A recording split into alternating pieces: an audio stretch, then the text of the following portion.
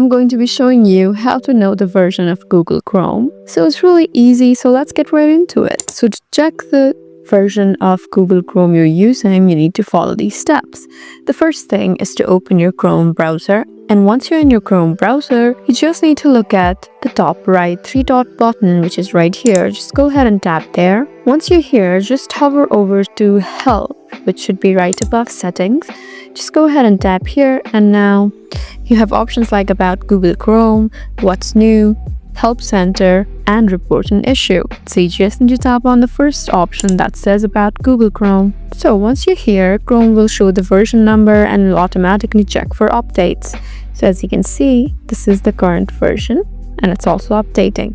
So in this way, you can successfully check the version of Google Chrome. Hope this video was helpful for you. Please leave us a like and drop us a comment down below, and see you again in our next video.